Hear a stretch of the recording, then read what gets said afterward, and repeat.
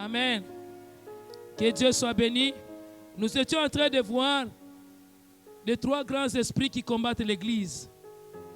Et pendant ces 3 jours et ces 7 jours de prière, nous avions prié pour continuer. Et nous parlions de la continuité de quoi? Dans le nouveau départ, dans un esprit supérieur. On continue. L'année n'est pas finie. On a commencé un nouveau départ, mais on continue dans ce nouveau départ, mais dans un esprit supérieur. Non pas en état toujours écrasé, non pas en état toujours manipulé, non pas en état toujours malmené, mais que nous puissions commencer aussi à dominer. Que Dieu se manifeste dans nos vies et que Dieu se glorifie dans notre existence. Et nous étions en train de parler des esprits des eaux, des esprits religieux, des esprits des esprits familiaux. Et nous avions vu que ce sont des esprits très dangereux. Ce sont des esprits qui sont compliqués. Sans les connaître, on tombe vite dans les panneaux. Mais en connaissant, on peut arriver à les vaincre. La Bible déclare que mon peuple périt faute de connaissance. Quand on a la connaissance, on peut s'éviter beaucoup de choses. Tu peux savoir conduire, mais si tu ne connais pas les codes de la route, tu ne connais pas la loi, tu peux avoir des problèmes. Tu peux faire des mauvaises choses en chemin. Mais quand tu connais les codes de la route, tu pourras conduire sans peine et tu pourras éviter beaucoup d'accidents. Amen. Donc la connaissance est très importante dans la vie chrétienne. Ce matin, nous sommes toujours dans la continuité du nouveau départ, dans un esprit supérieur. Mais comme sous-thème, tu as assez duré dans cette montagne-là. Tu as assez duré au niveau où tu es. Maintenant, on continue dans le nouveau départ. Tu dois dépasser ce niveau. Amen. Donc, comme sous-thème, on peut dire assez duré sur cette montagne. Nous sommes dans le livre de Exode, au chapitre 17e. Le chapitre 17, verset 1er jusqu'au verset 16e. On va lire le chapitre entier. Amen. Nous étions en train de voir les esprits et on apprenait comment combattre ces esprits. Ici, dans ce passage, nous avions vu les grands mots. Il y a le mot Horeb. Horeb, ça veut dire désert. Horeb, ça veut dire désert, sécheresse, montagne de l'Éternel, montagne de Dieu, désert, sécheresse, montagne de Dieu ou bien de l'Éternel. C'est aussi un autre nom des monts Sinaï.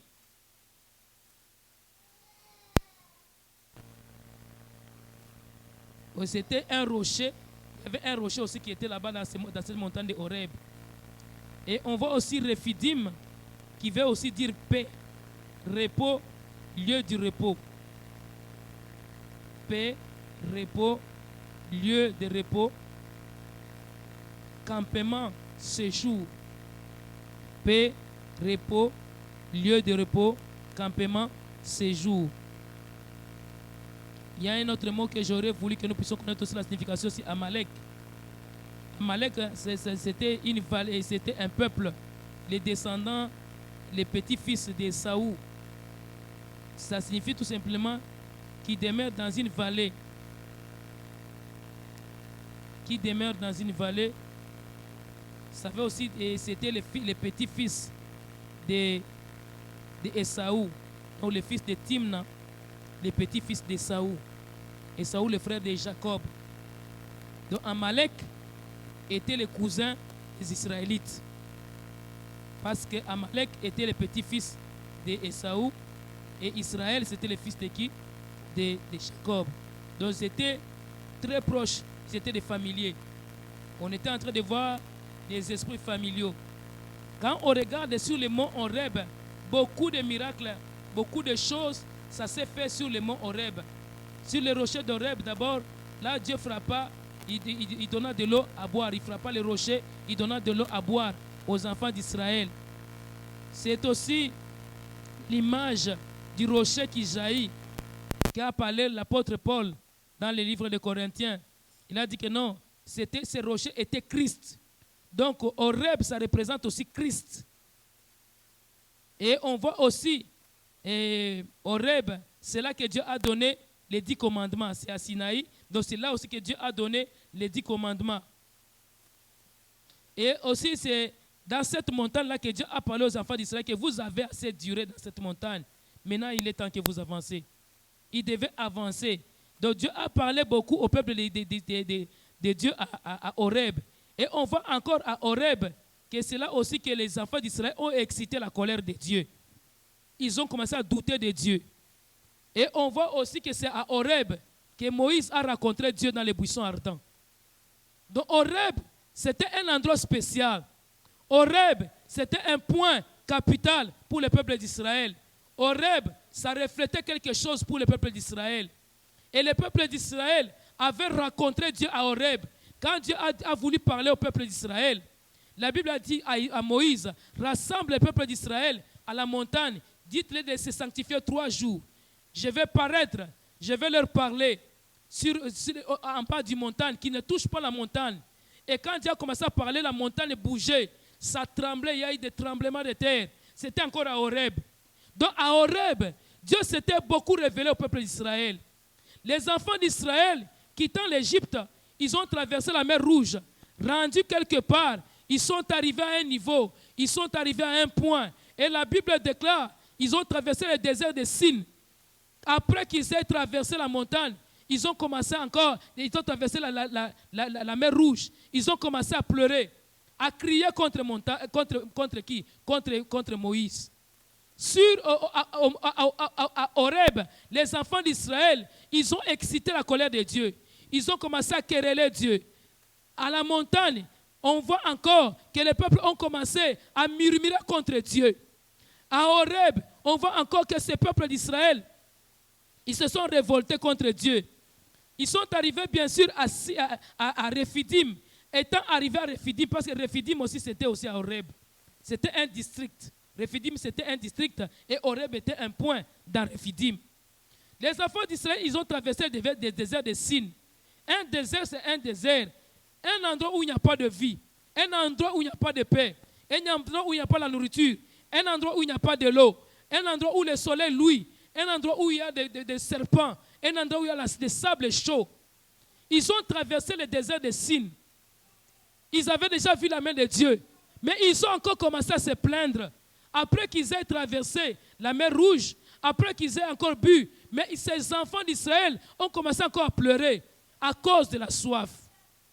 Laisse-moi te dire, Rephidim qui veut dire repos, qui veut dire tranquillité. Nous entrons au mois de juillet. Là, nous sommes déjà dans la saison de l'été. L'été est considéré comme une saison de paix, une saison de réjouissance, une saison d'amusement, une saison où il y a le soleil, une saison où les gens peuvent sortir, peuvent se réjouir, s'égayer.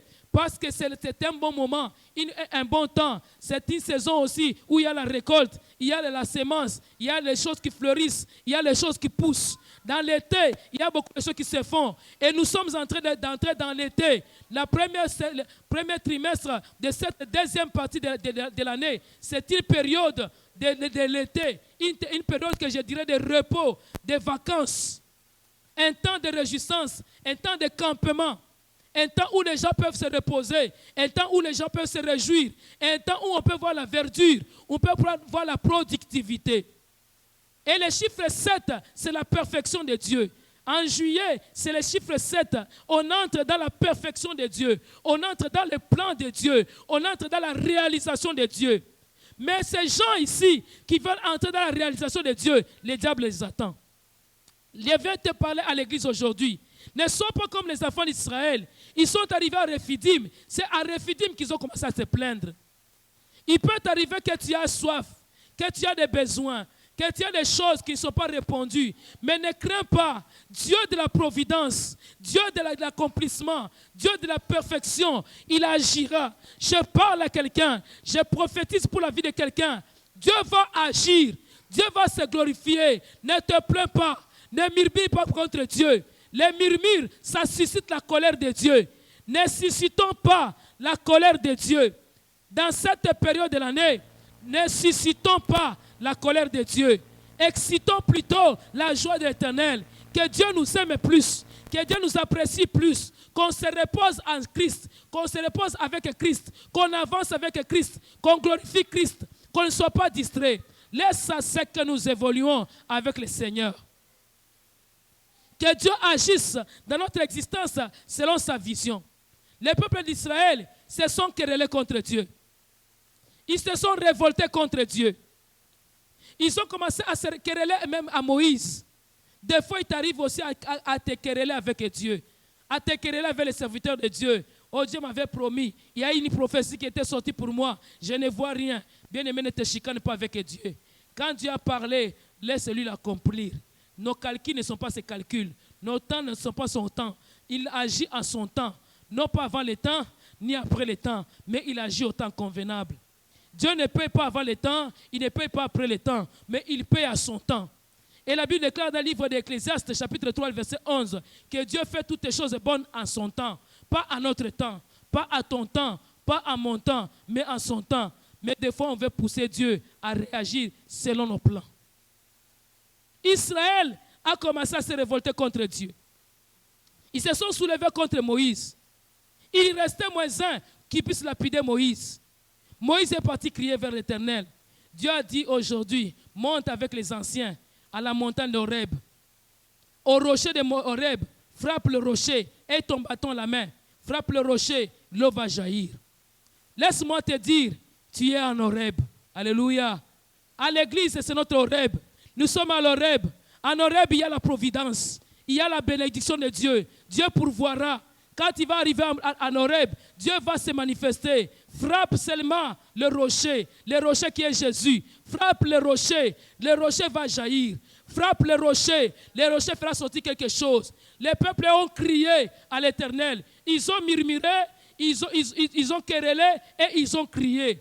Je te dirai maintenant, ne murmure pas, ne querelle pas, crie à l'Éternel et frappe le rocher. La prière, c'est notre cri. La Bible déclare, pousse un cri, un grand cri à plein gosier. Poussons des cris à l'Éternel. Sur Horeb, dans cette saison, dans cette deuxième partie de l'année, crions à l'Éternel. Montrons à l'Éternel nos souhaits. Montrons-lui nos soucis et frappons le rocher. Disons au rocher de nous faire jaillir de l'eau. C'est Dieu de la providence, Dieu de la provision. Il va pourvoir pour toi, il va pourvoir pour moi. Pas seulement en petite quantité, mais il va donner en quantité. Selon l'histoire, à Horeb, il y avait quand même des petites sources. Mais ce n'était pas suffisant pour Israël, parce qu'ils avaient des bêtes et ils avaient aussi des hommes. Ce n'était pas suffisant pour eux. C'était peu de choses pour l'Éternel. Mais ils ont commencé à crier. Tu ne manqueras de rien. Avec le peu que tu as, Dieu peut multiplier. Avec le peu que tu as, si tu frappes le rocher jaillira. Dieu te fera sortir ce qui était impossible pour toi. Dans un rocher, on ne peut pas avoir de l'eau. Mais dans le rocher qui est Christ, l'eau va jaillir. Là où il y a l'impossibilité, Dieu va rendre l'impossibilité possible pour toi. Là où le monde ne va pas arriver à trouver la solution, Dieu trouvera une solution immédiate pour toi.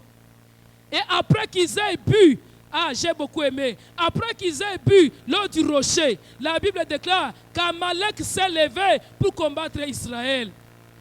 Dieu savait qu'Amalek viendra. Et il fallait que Dieu fasse sortir l'eau du rocher. L'eau du rocher, c'est l'eau de vie. Le Saint-Esprit, quand il jaillit en nous, quand on va rencontrer Amalek, quand on va rencontrer les ennemis de ta famille, les ennemis de ta vie, les ennemis de ton futur, les ennemis de ton plan, du plan de Dieu dans ton existence, ces ennemis-là, quand tu vas les rencontrer, après que tu aies bu, pendant ces 7 jours, tu as bu. Pendant la prière, tu as bu. Le Saint-Esprit t'a enivré. Il a entaché ta soif. Il t'a donné de l'énergie. Tu as la force d'avancer. Avance. Bien-aimé, avance. Ne reste pas là où tu es. Commence à avancer. Commence à progresser. Refidim. Dieu t'a donné déjà le repos. Ton repos ne sera pas troublé par Amalek. Même s'il vient troubler, toi tu vas exterminer Amalek. Dieu dit à Israël, à Moïse, parle à Josué, qu'il choisisse les hommes pour le combat, qu'ils puissent descendre demain matin contre Amalek. Amalek est venu avec beaucoup de menaces. Nous avons regardé les esprits des eaux, comment ils menacent.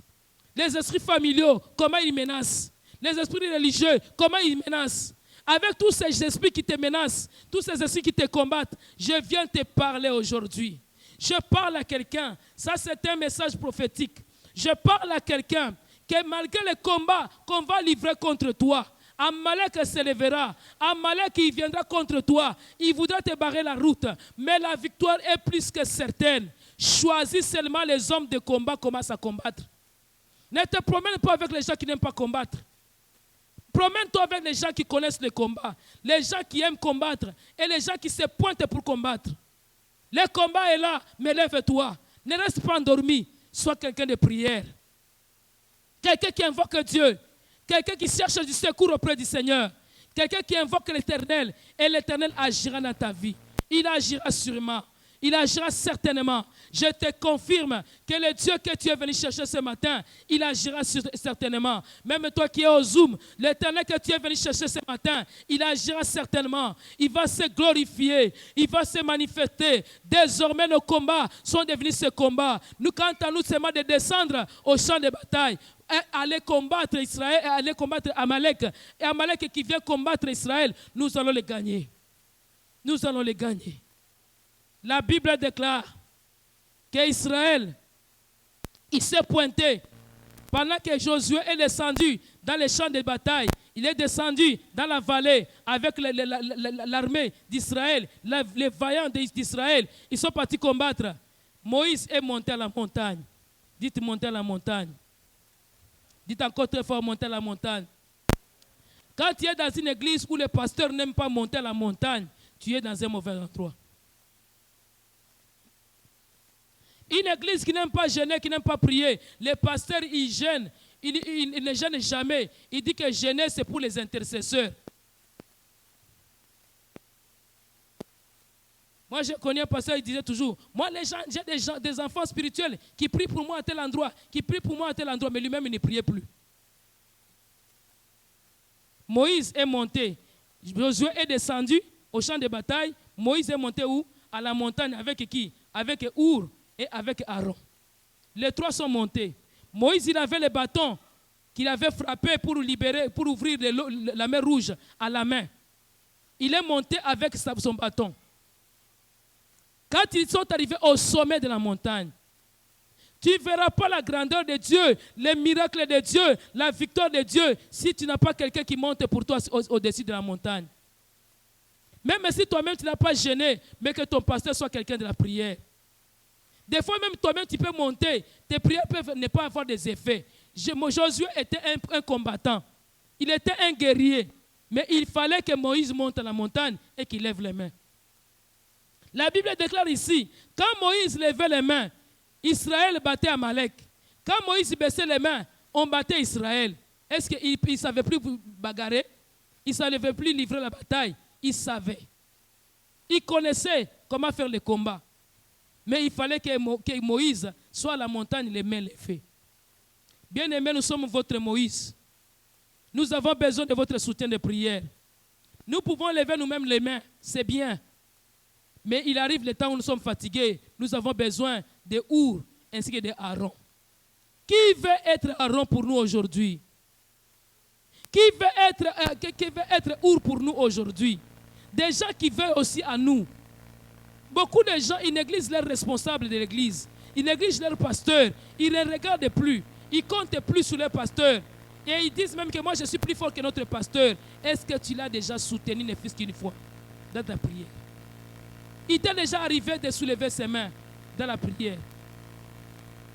Des fois, dans ta prière, tu ne penses même pas à lui. Commence à penser à ton Moïse. Celui qui lève les mains pour toi, pour que tu puisses battre. Pour que tu sois vainqueur, il faut qu'il y ait quelqu'un. Même si tu sais prier, mais il faut qu'il y ait quelqu'un à la montagne. Il y a d'autres prières que tu as déjà fait des années, mais que quand seulement le pasteur prie, tout de suite tu reçois la bénédiction. Tu vois aussi la solution. Pourquoi? Parce que lui, c'est quelqu'un qui est familiarisé avec Dieu. Et c'est Dieu qui lui avait dit quoi? Monte à la montagne. C'est quelqu'un qui communique avec l'Éternel. Si c'est quelqu'un qui aime la prière, qui aime les jeûnes, qui parle avec Dieu, il peut même te donner des paroles prophétiques. Mais si c'est quelqu'un qui n'aime pas la prière, même s'il est fort en prière comment? Il ne jeûne pas, il ne prie pas. Même s'il connaît la parole comment? il ne fera rien. Nous avons besoin de soutien. Alléluia. On a besoin cet après-midi de Our ainsi que de Aaron qui vont nous tenir les mains levées. Qui est cet Aaron aujourd'hui? Des gens de confiance sur qui nous pouvons nous appuyer. La Bible déclare quoi? Ils ont trouvé que Moïse était fatigué. Quand il baissait les mains, vous savez ce que Moïse faisait? Il levait d'abord une main. Quand il s'est fatigué, il prenait le bâton, il le mettait dans l'autre main. Il levait. Quand le bâton était en haut, Israël battait. Et qu'à un certain moment, toutes les deux mains étaient fatiguées. Aaron et Our ont pris une grosse pierre. Ils sont venus l'asseoir sur la pierre. Nous devons nous asseoir sur Jésus-Christ, qui est la pierre angulaire. Si ton pasteur n'est pas assis sur le Seigneur Jésus, il n'est pas assis, il n'est pas bâti. La Bible dit quand même que non, j'ai bâti mon église sur les apôtres. Et sur la pierre angulaire et sur les apôtres. Jésus-Christ étant lui-même la pierre angulaire. Si votre église n'est pas assise sur Jésus, votre pasteur n'est pas assis sur Jésus, votre apôtre n'est pas assis sur Jésus, vous êtes wrong. Vous êtes religieux. Et vous allez échouer. Il y a des gens qui s'appuient sur des futilités, qui s'appuient sur des hommes, mais qui ne s'appuient pas sur Jésus. Qui s'appuient sur la papauté, sur les prophètes, mais qui ne s'appuient pas sur Jésus. Nous devons être appuyés sur Jésus. Aaron et Our, ils ont pris la pierre, ils ont mis, et ils ont fait asseoir Moïse. Maintenant, eux-mêmes, ils ont pris une main, l'autre une autre main. Ils ont tenu les mains élevées.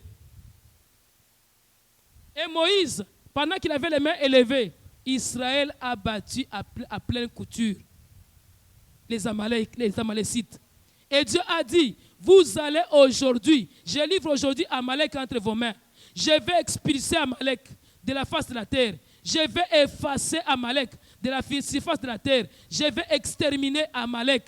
Amalek aujourd'hui c'est terminé. Amalek aujourd'hui, vous ne le verrez plus. De génération en génération, il y aura quelqu'un contre Amalek. Les ennemis qui t'ont combattu, les ennemis qui t'ont menacé, je viens parler à ton pire ennemi, à ton grand ennemi, celui qui s'est levé dans votre famille pour ensorceler, qui s'est élevé dans tes affaires pour te faire du mal, qui s'est élevé contre ton malheur sur ton travail, qui s'est élevé contre tes enfants et tes parents, qui s'est élevé contre tes projets de business, qui s'est élevé contre tes affaires et ton dossier. Aujourd'hui, je viens parler à cet ennemi. Aujourd'hui, il sera exterminé et il y aura guerre entre Dieu, des générations en génération contre ces gens-là. Et tous ceux qui te combattent, tant qu'ils ne sont pas exterminés, que Dieu ne se repose pas, que Dieu s'élève et qu'il attaque ses ennemis de génération en génération, que Dieu les extermine, que Dieu les détruise.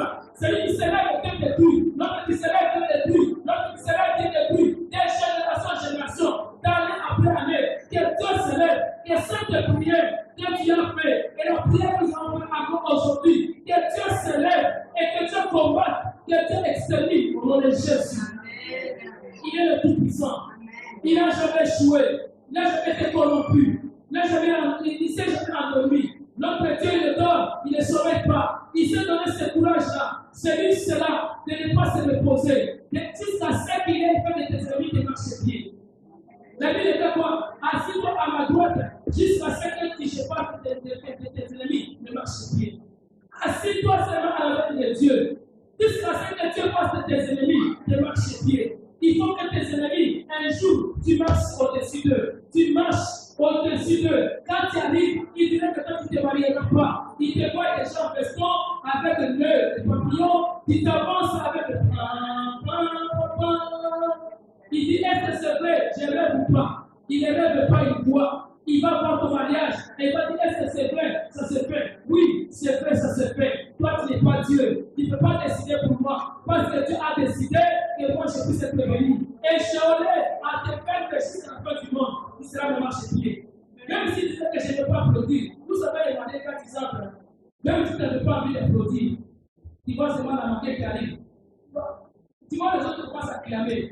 Toi-même, on ne t'a pas demandé. Toi-même, tu commences à applaudir. Tu vas voir.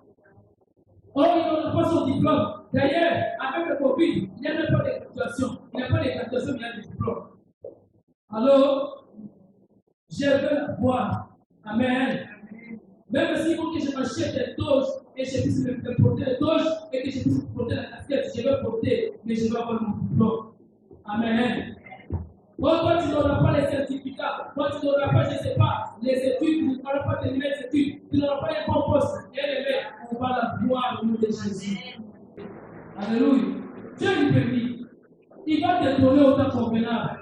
Le frère bien aimé, vous êtes précis pour rien. Dieu vous a amené avec un objectif. Il a un projet pour vous. Il veut faire des grandes choses avec vous. Il va réaliser des grandes choses dans votre existence. Les ennemis qui sont contre vous, même dans votre pays, les gens de ta famille qui disent ceci, qui disent ça, les voisins là, les contents, qui vont te considérer que tu sois rien, les sorciers, tout est détruit. Ils ne te détruiront pas au nom de Jésus. Quand tu as ouvert, il est ouvert. Quand tu as l'ennemi sera exterminé, sera exterminé. Rien ne sera impossible. Les chemins déjà tracés, les chemins déjà créés, laisse à ce que Moïse reste dans la montagne. Dieu déjà a défini, la victoire est là. Il faut qu'Ambiel te tombe. Dieu a défini et Dieu a Horeb. Il faut que Dieu parte. Dieu est dans la montagne de l'Éternel. Il faut que Dieu se manifeste. Les ennemis qui te barrent la route, il faut qu'ils soient confus au nom de Jésus. Cette année, c'est ton année, ton voisin, c'est mon année. Dites-le pour ton parti, c'est mon année. Amen. C'est ton année à toi. C'est ton temps. Le temps où Dieu a préparé pour toi. Dans ce temps, il fera des merveilles. Dans ce temps, même si les combats c'était les deux combats, Amalek, ils étaient nombreux, ils étaient beaucoup, ils étaient forts. Vous savez, Esaü, quand il est parti, il est devenu très fort, un grand guerrier. Et tous ses fils étaient des guerriers. Amalek, c'était aussi des géants. Parmi les peuples de Canaan, Israël a chassé à Canaan, il n'y a pas encore des Amalécites. Des gens qui ont habité Canaan avant, il y avait les Amalécites. Ces peuples-là s'étaient levés contre Israël. Même quand ils sont encore arrivés à Canaan, ils ont encore rencontré Amalek.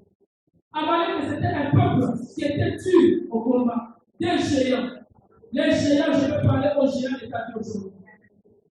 Les géants qui ne veulent pas que toi tu puisses accéder à ce semestre de l'année. Ils ne veulent pas que tu puisses accéder à la maison de Dieu dans cette décennie.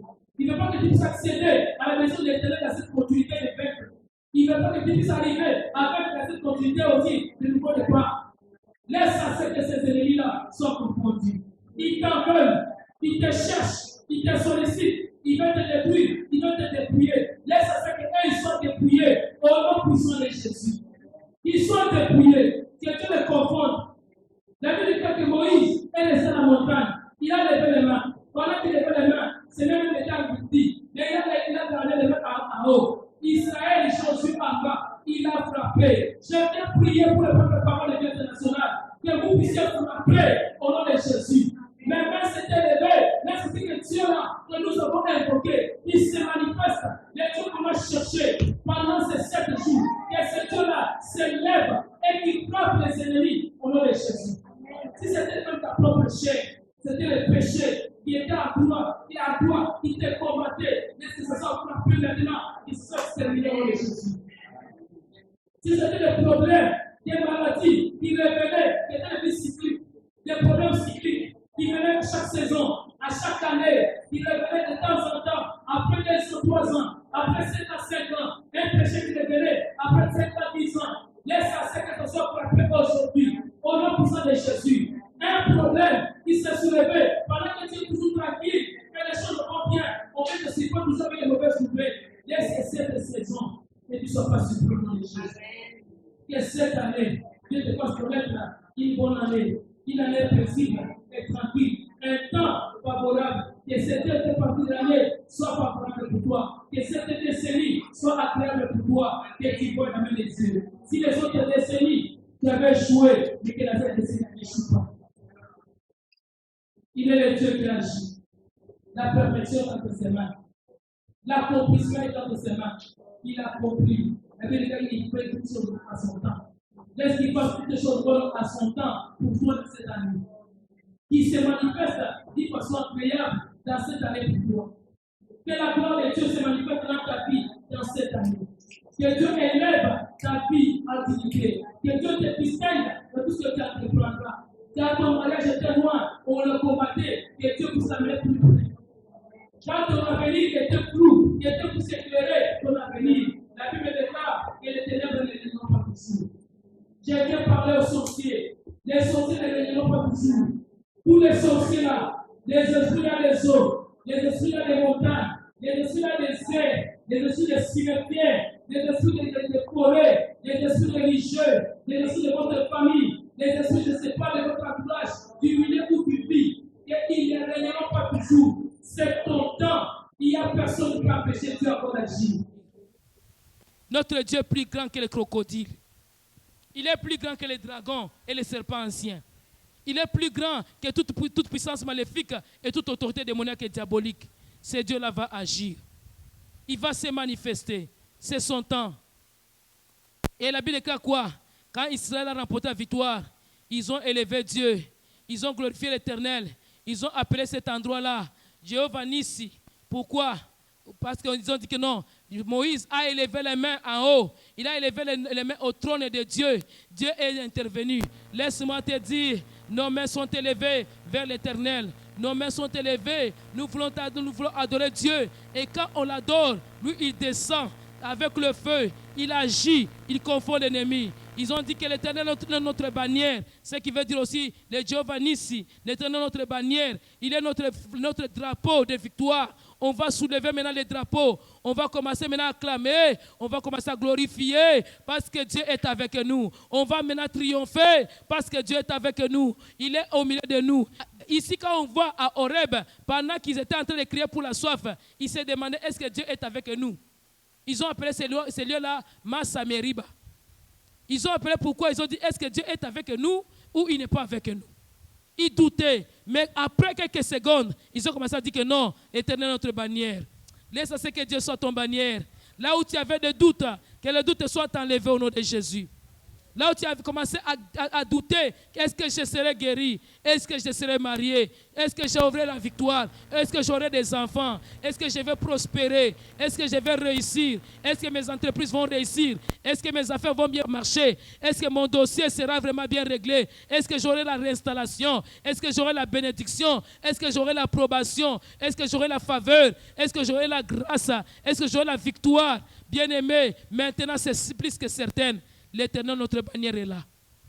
Il est notre drapeau, on va le soulever. À un certain moment, partout tu vas arriver, tu vas soulever les drapeaux. Même au Cameroun, Yves Daniel va soulever les drapeaux, il va dire que Dieu est là. Alléluia. Même à Guatemala, nos frères vont soulever les drapeaux. Ils vont dire que Bandera, Dieu est là. La bandera, ça va commencer à se faire sentir, à se faire valoir, à se faire voir, parce que Dieu va agir. C'est le temps de Dieu.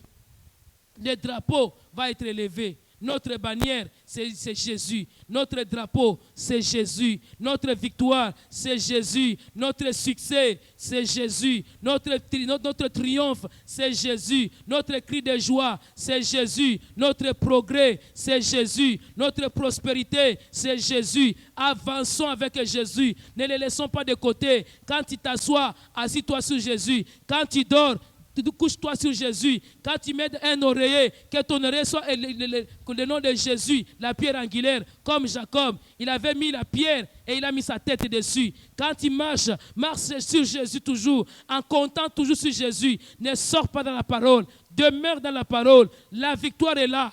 La bénédiction s'en vient. Le succès est là. Dieu va se glorifier. Tes Amalek vont mourir. Tes Amalek vont tomber. Tes Amalek seront exterminés. Et de génération en génération, il y aura guerre contre Amalek. Même leurs petits-enfants, même leurs arrière-petits-enfants, tous ceux qui étaient même à ce moment distraits, qui vont s'élever plus tard, quand ils vont s'élever, tu vas les exterminer parce que Dieu a parlé. Amalek n'a plus autorité sur toi. Amalek qui te faisait peur n'a plus autorité sur toi. Parce que Dieu est là. Et parce que Moïse est assis sur la pierre angulaire. Parce que Moïse a élevé les mains. Laisse à ce que nos mains restent élevées. Quand nous sommes fatigués, soutenez-nous. Et la victoire sera pour tous. L'onction que nous recevons, ça va couler jusqu'à vous. Quand nous échouons, vous aussi vous allez échouer. Si ton pasteur a déjà échoué, toi tu vas réussir comment? Alléluia. La Bible déclare quoi ici? Dans le livre des psaumes 133, il dit que l'onction commence où? Sur la tête d'Aaron et descend sur le bas de ses vêtements. Quand la tête déjà fait mal, les pieds, ça va être comment?